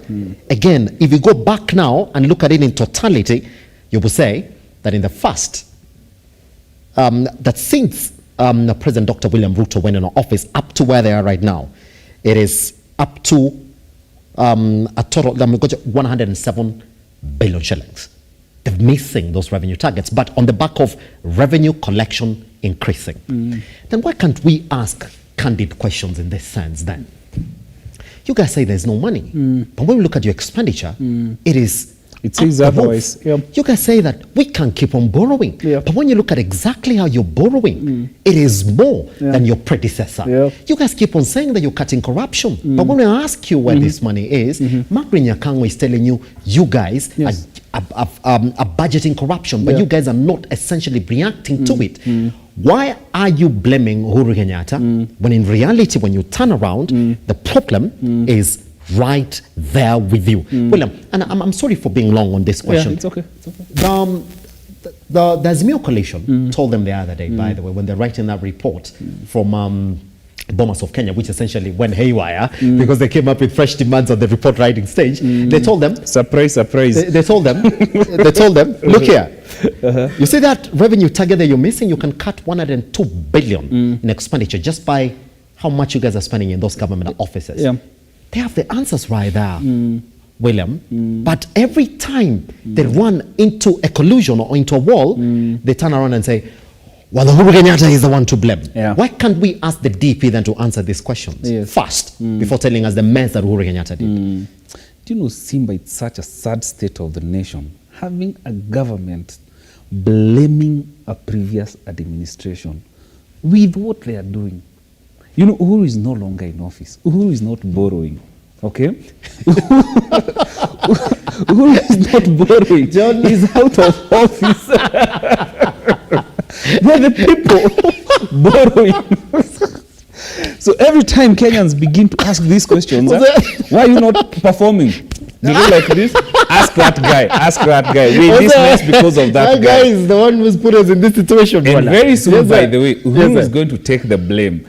And when he takes the blame, Kenyans will look for ways to put him back in the office and tell him, Uhuru, go and fix what you started, because the guys we thought would essentially fix that have been unable. So I like the fact that they will continue building Uhuru with this blame game. Simba, you see the trajectory has already begun of what we are collecting and what we are borrowing. What we are collecting is dwindling day by day, and our loans are growing. Those are the trajectories and the statistics we are going to work with. What is this government doing to grow production?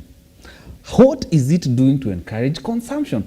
If you look at all the economic decisions and policies they are making, they are the results of why KRA is missing its target. People, by the way, do you know, I live so many kilometers from here. I drive like for more than 40 minutes to arrive here. There's no traffic. There's empty roads, by the way. Guys are not spending on fuel. People are leaving their cars at home. And so this tells you, Simba, in the next 3-4 years, we can accurately project how much KRA is going to collect, because these are numbers. Data does not lie. And so we need to ask ourselves, are we going to continue borrowing Peter to pay Paul? Borrow Paul to pay Edwin. Is that the trajectory we are going to live in? This country is not producing. This country is not manufacturing. That is the government input that Kenyans are expecting from this government. If we talk about exports that died within Uhuru's time, if we speak about the manufacturing that died, which was giving us a foreign earner, what is the government doing about it? I told you the other time, and I will keep referring to these things.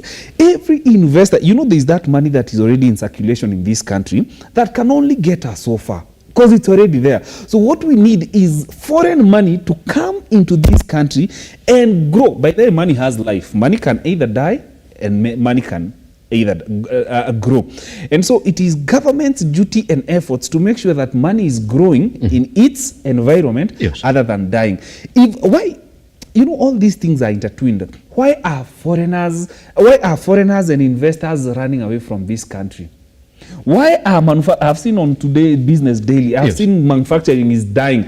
Why are these guys closing down? Because of overtaxation. We are thinking that paying our debts by overtaxing Kenyans is the solution. It is not the solution. We do not know much, but there's something we know about economy. If we are not going to expand the taxation bracket by encouraging Kenyans to spend, by encouraging foreign investors to come and see Kenya as an economic hub for the investment and grow the investment, I am telling you, and I will repeat this, I am very prophetic with the issue of economy. This economy is headed for a crash, and the government is not doing any better when it keeps blaming Uhuru Kenyatta.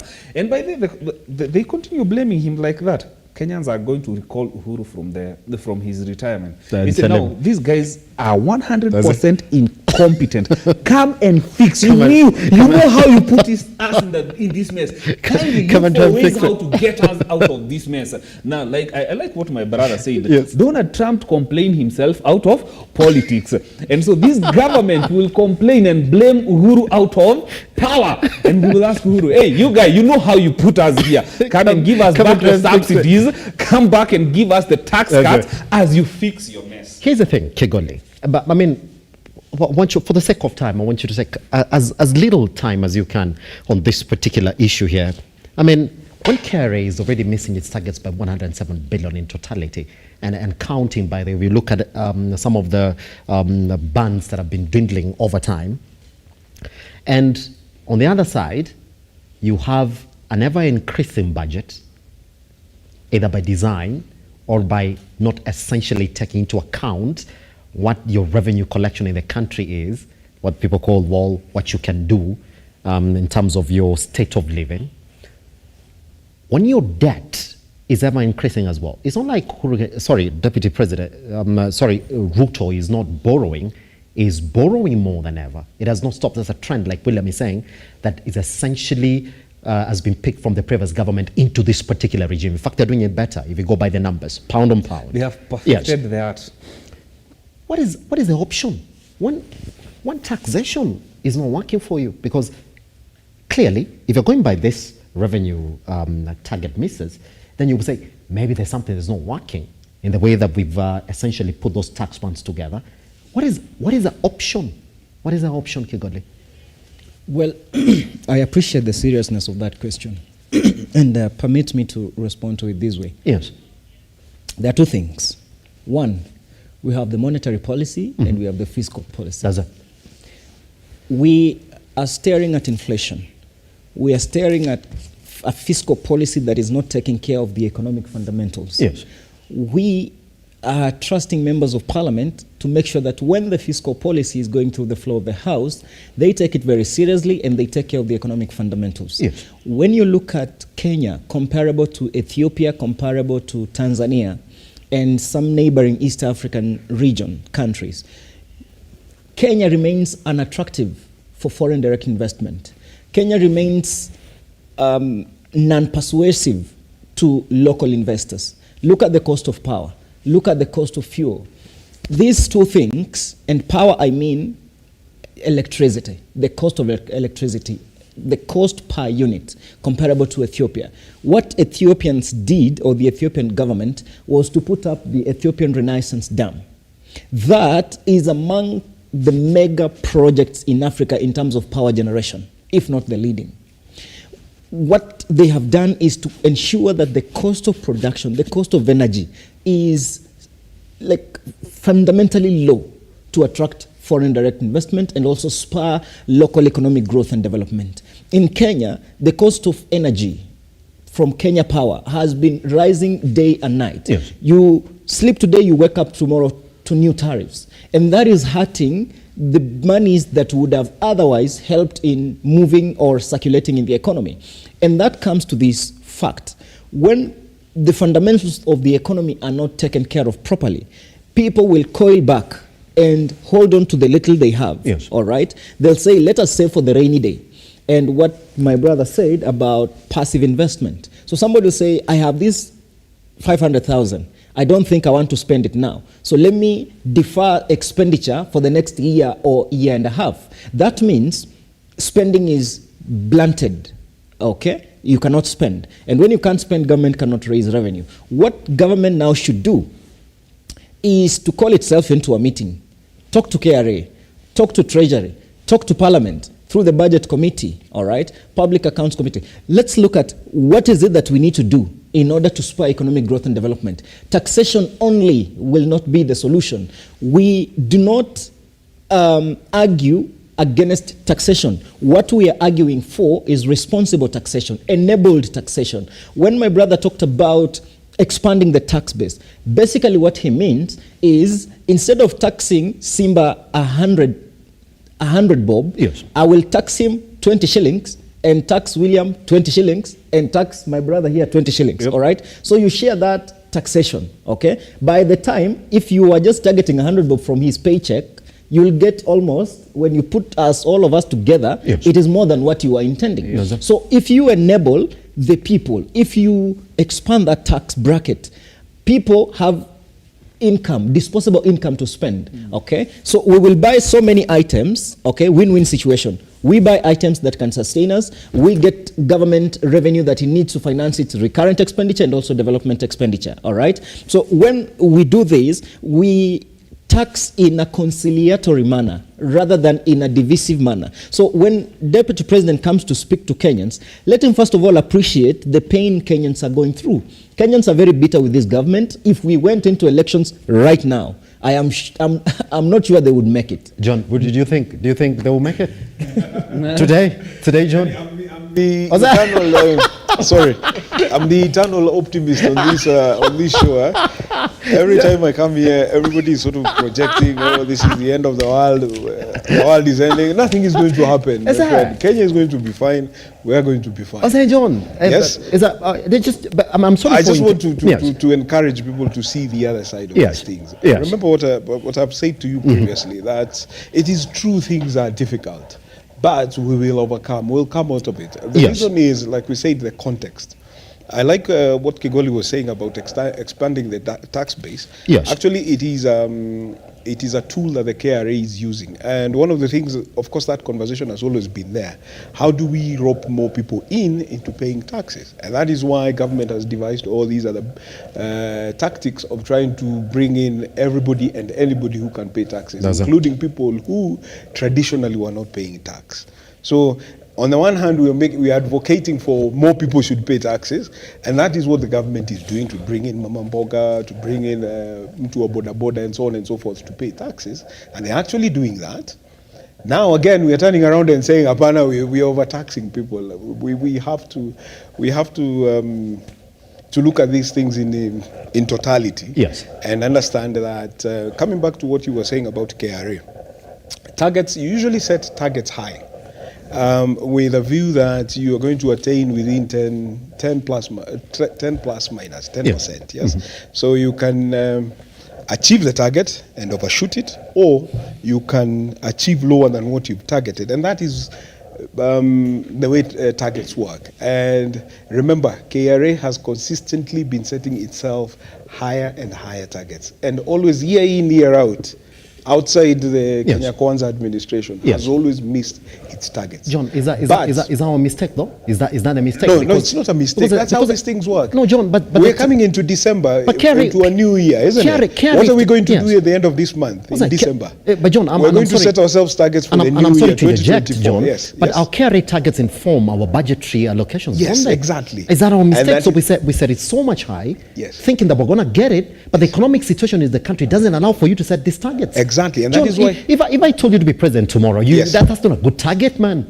Is not a good target? It is a target. Look, we set targets higher than what is feasible or we have the capacity to achieve. The idea is that, like I said, it is a plus minus 10% of that target. So this is what is happening. KRA has consistently set itself higher targets. And the problem with that is, like was rightfully saying, is that when we do our budget, we base it on those projections. But this time round, the difference is that the targets have been set within reasonable bounds. So Previously, what they were doing is they were doing these abstractions and assuming that they're putting in growth of 20% without any basis. Yes. But this time round, if you look at the numbers, and that is why I told you last time that if you look at the budget deficit, it has come down to 4.4%. We have consistently been spending, our deficit has been running over the last 10 years at 8, 9, 10%. The highest was, I think, in 2014 or 2015, where we did about 10% deficit, which is basically spending more than you earn. Yes. And we know that even from personal finances, that cumulatively that ends up creating a problem. And that is why this time round the government has deliberately set lower targets that are informed by statistics, by looking at through the macroeconomics, looking at what he was talking about, both the fiscal and the monetary policy. And then from that, then you are able to set a reasonable target. This time around, I think they've been set a target of about 2.7%, which is actually feasible when you think about last year, KRA did 2.2. Yes, actually 2.3. So we are talking about an extra 400 billion shillings in the year. And it is going to be achieved. It is going to be possible. Look, one last point. September, I told you, 170 billion shillings collected by KRA.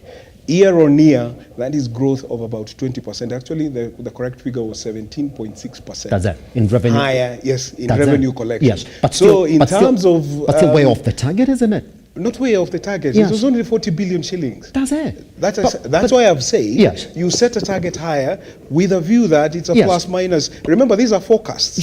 John, they're not certain. It's not an exact science. Yes, this is very forecast. accurate. Yes, John. So, but then the problem, even as you say that our budget deficit has come back to 4.4%, which is right, and we don't disagree with that.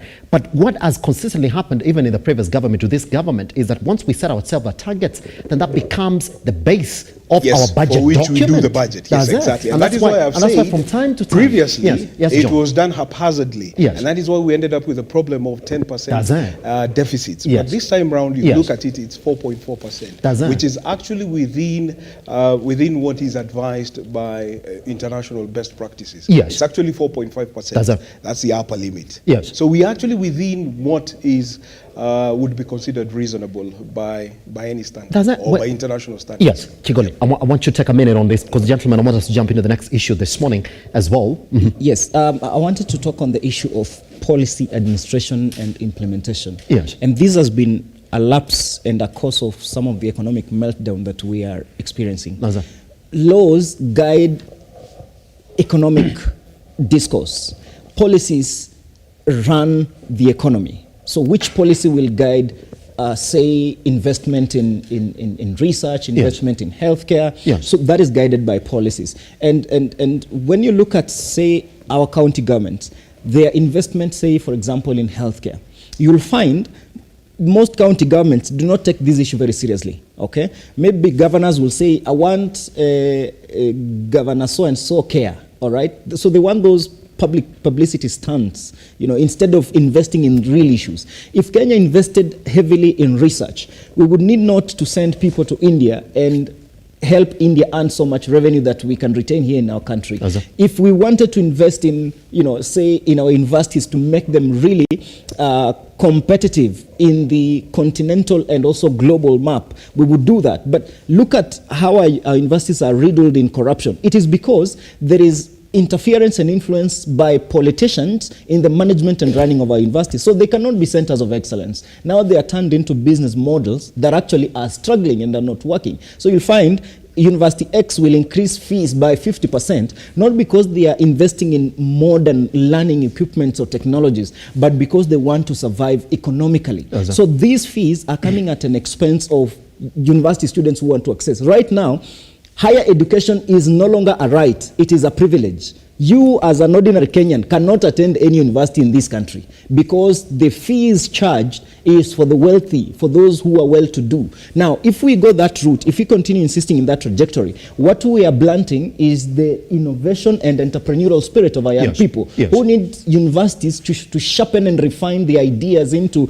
implementable items that will help to drive the economy of this country. So when maybe finally, I'm very passionate about health because if you are not well, you cannot do well. all right? If we don't invest in the health of this nation, we are not making Kenya be in a position to fight for the future years. If you, for example, go to a county like Kajiado. Kajiado has poorly invested in healthcare. You know, it has mostly health centers. Instead of, say, the county leadership partnering with the national government to set up a good referral health facility. Right now, the towering facility in the entire Kajiado area is called Kana Hospital, all right? And it's just relatively new. So if, say, Murang'a County can invest in a good hospital where you don't need to rely on Kenyatta National Hospital. Yes. If my county, Kakamega, can invest also in like Kakamega Referral Hospital so well that you don't have to go and rely on Moi Teaching and Referral Hospital in Eldoret, you are going to score. And if you take care of that, yes. And when President William Ruto is saying he's going to bring, you know, universal health service to people so that nobody will be denied healthcare, is going to be a step in the right direction. So ours is to embrace and support his healthcare agenda. Pretty much. Allow me to say 1 minute, William. Yes. 1 + 1 = 2. Yes. Garbage in, garbage out. If I want to increase my milk production at home to let's say 20% where I get 10%, it is not up to the cows to miraculously give me the 20%. It is 100% dependent on my input. What am I doing? What will I do differently? And that is where we are questioning the projections of the targets depending with the government's input. What are they doing? What have they do? Are we going to land there miraculously? Unfortunately, there are no miracles with economics. It has to be a direct input from the government so that they can reap what they sow. And if they don't do that yes. is where we are so confident to say, as far as now, we have not seen any major input by the government to help collect their target, because our nation is run by policies. What are the policies we are putting in place? Economic policies? Essentially none. I told you this finance bill was about extraction. There is no building Kenyans so that you can milk them.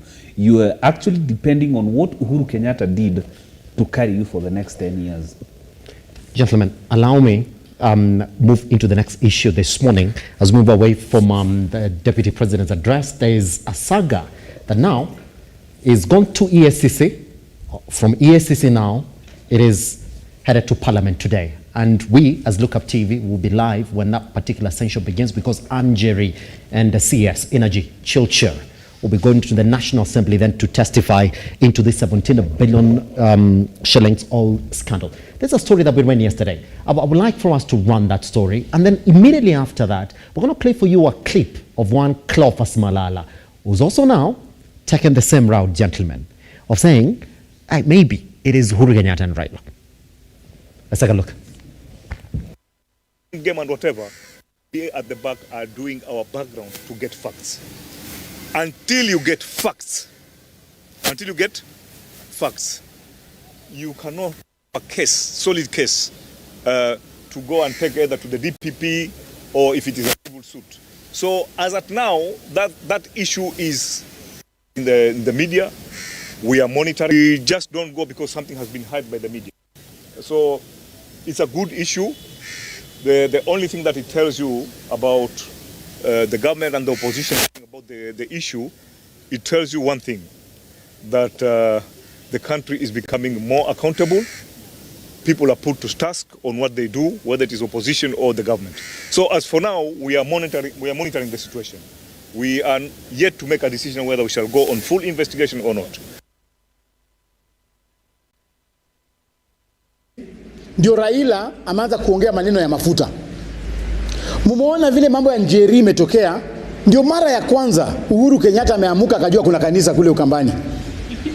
Kwa nini? Kwa sababu wakati tulikuwa tunaenda kura mlisikia kwamba kuna 16.9 billion shillings ilipotea. Si mnakumbuka? Hiyo pesa walitoa kwa madola wakapeleka kwa kampuni zao kule nje. Sasa wameenda wamechukua hiyo pesa kule nje 17 billion wakanunua mafuta ikuje kwa njia ya Njeri, ndio hiyo pesa irudi hapa Kenya.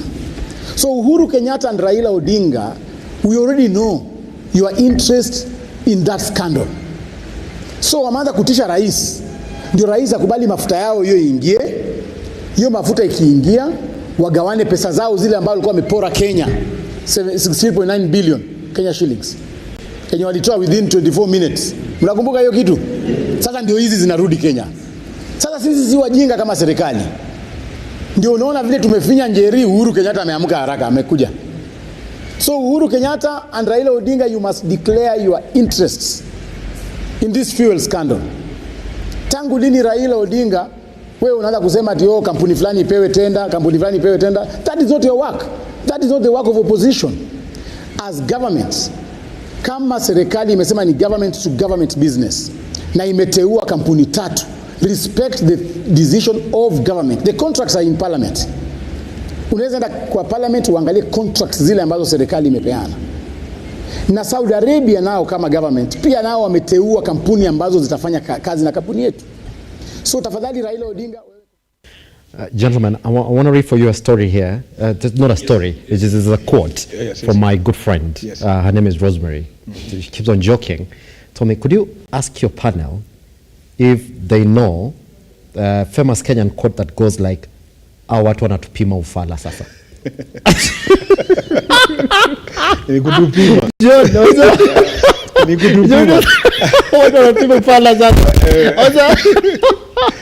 And it's the same question, John, that we started with this morning. Yes. I mean, stop.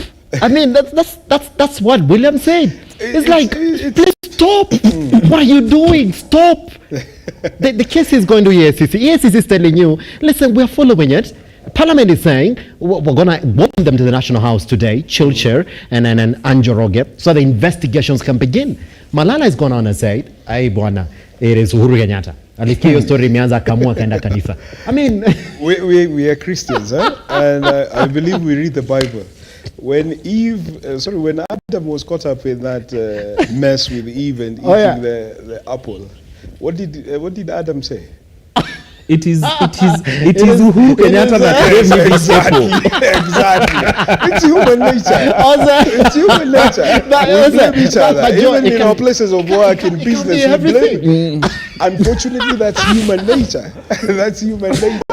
We do it in our places of business. We do it in our places of work. You blame other people. You find the boss saying, it's a guy from marketing. It's a director's degree who has not done his part, and so on and so forth. So these guys, they find themselves, the sad reality is that we are in difficult times. And I think that is accepted. It is something that everybody accepts across the board. That we are in difficult times. Times are challenging, cost of living and so on and so forth. Yes.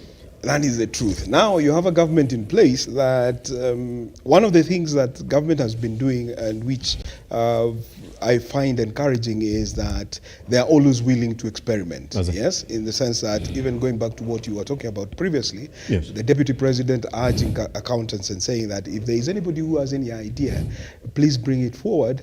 We look at it if it is feasible, or we're going to try it. And that is one of the things that we have to give the president and this administration, that they are willing to try different things. So when it comes to blame shifting and not saying it wasn't me, Shaggy, it wasn't me, it's going to happen and it's going to go on. It's not going to really, until things get better. John, in just 30 seconds, if you may, because I want to throw the same thing to William and then Kigoli as well. I mean, there's a huge contrast from the gentleman who spoke first from Mombasa and what Cleophas Malala is speaking about this morning. I mean, they were quite right to the point when they were asked, I mean, this oil that came into your county here, guys, I mean, you as a county government, I mean, you would also have information about this particular consignment. They said, hey guys, listen, it's a case under investigation. We do not have any information around it, and until we have proper facts on it, we'll come back and make that particular statement. We can't say it. Let me remind you, last week, one senator, Sifuna, came up with this particular statement right here in the Senate House. It was thrown out. So why was Malala not thrown out from making this particular statement? That's what we're asking, because it doesn't look like he's got the facts.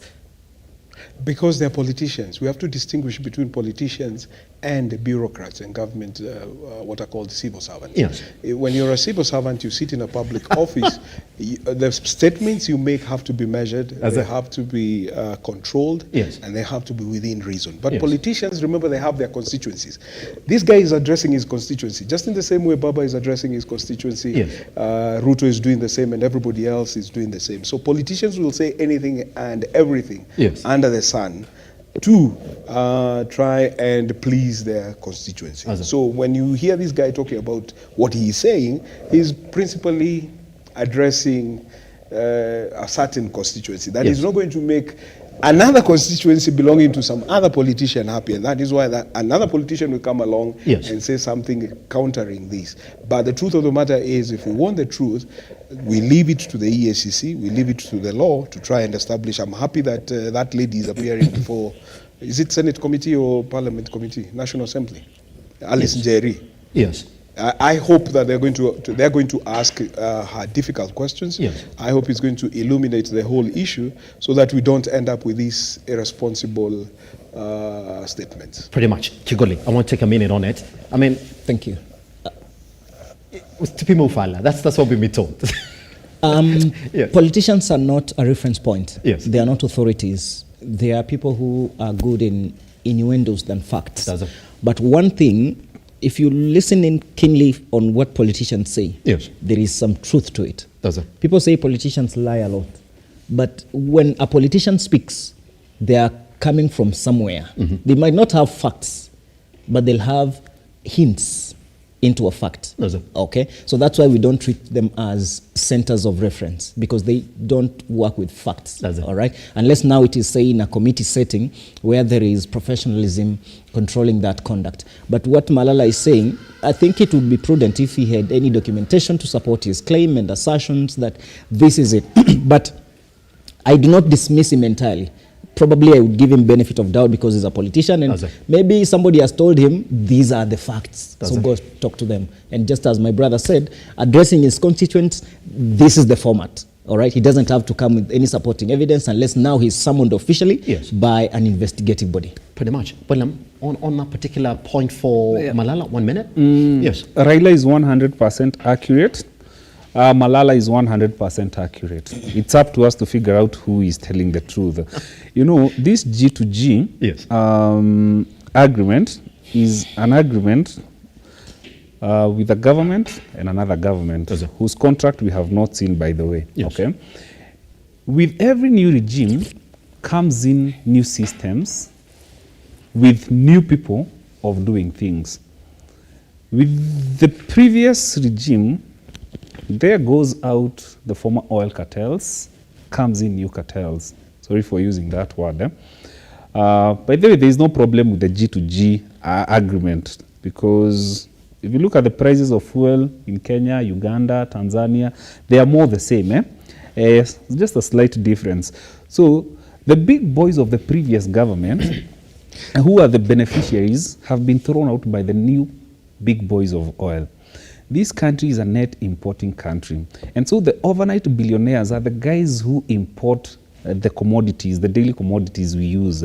That is fuel, maize, rice, sugar. Those are the overnight government billionaires.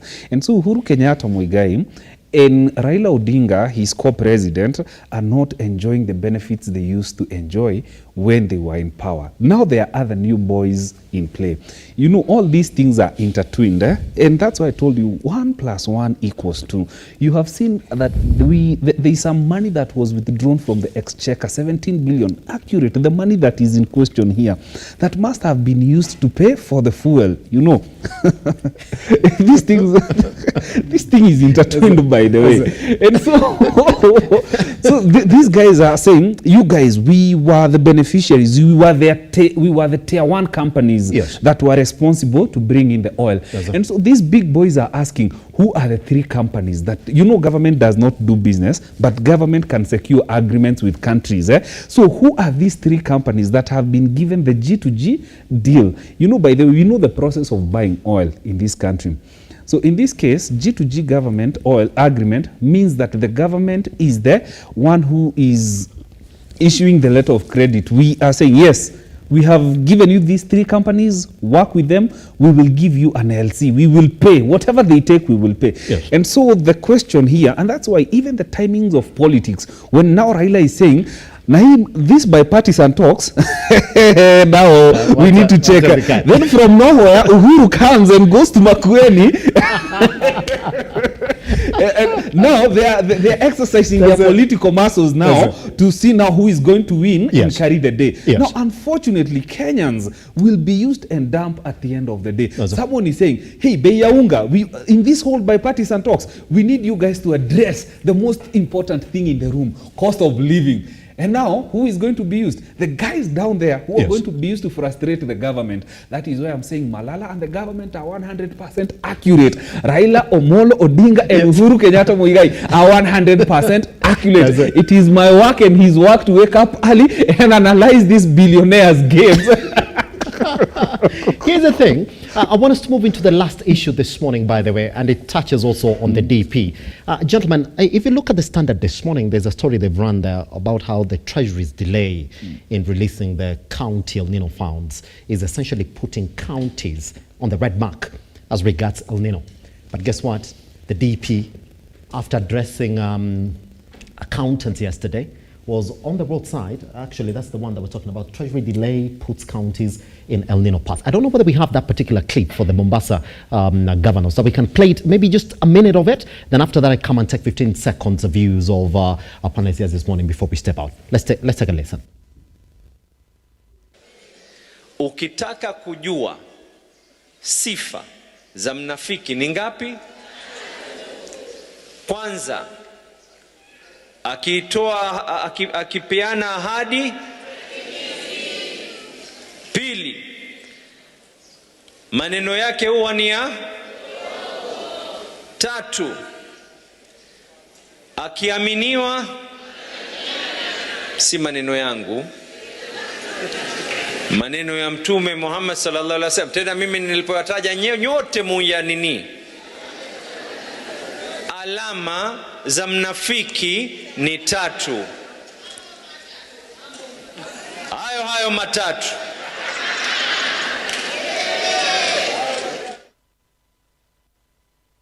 I don't know what you're going to say about this. I mean, Treasury hasn't released that money. DP goes to Mombasa, says, we bwana, ugavana wenyu hapa, tumewapatia pesa, they are not releasing that money. I'm ordering him now. This is not just a county government issue, it's a national issue. We got to work together. Tell him, I release vijana hapa, hiyo pesa tuliwapatia hapo, wafungue mitaro bana maji Iran. Tuache kuongea stories of floods. Well, but this guy comes and says, well, guys, what is he talking about? What is he talking about?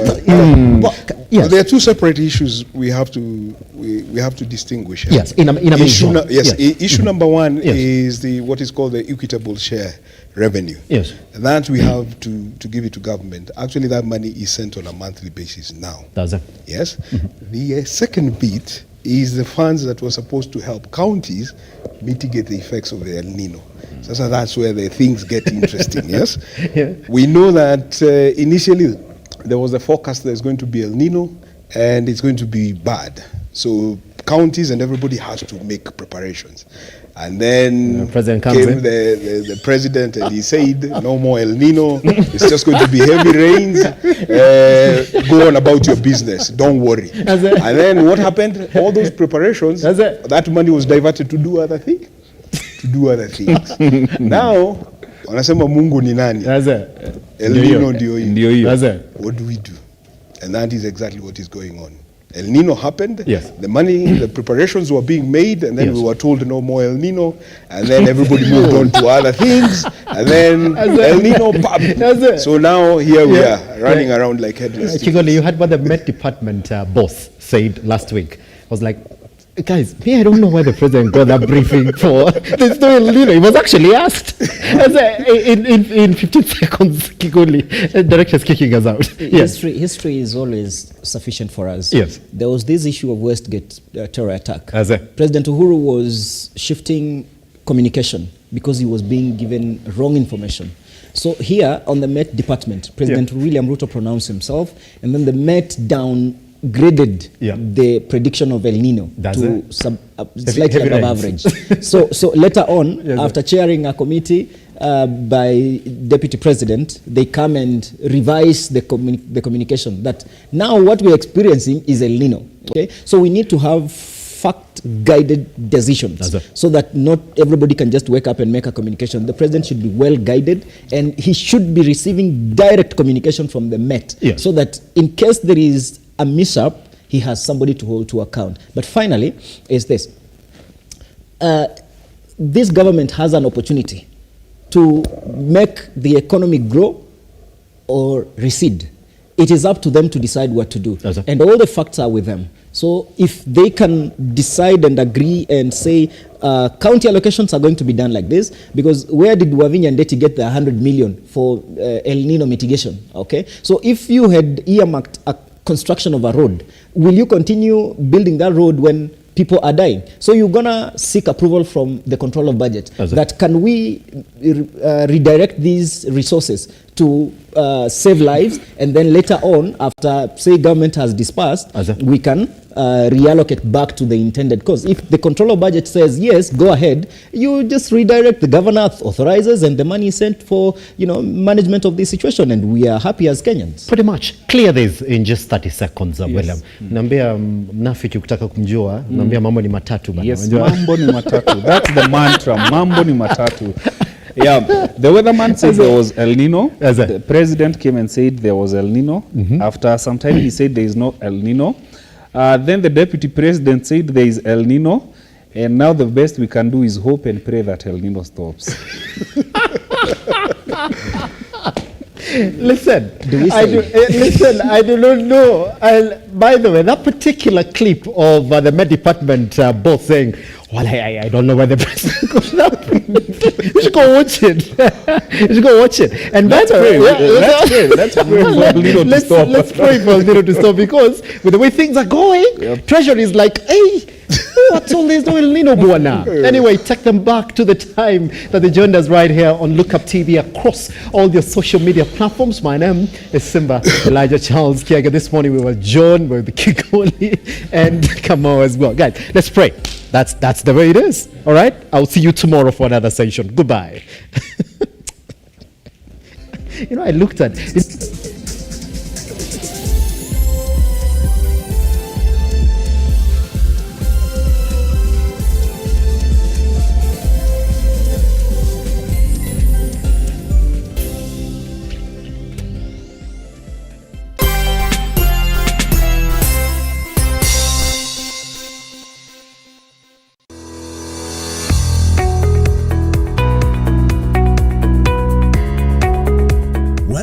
Flamingo Towers. Flamingo Towers is an elegantly designed executive office complex. The building splits seamlessly into 2 wings, retaining 12 levels of Grade A commercial space with flexible interior arrangements and 6 floors of parking accessed by car elevators. Located along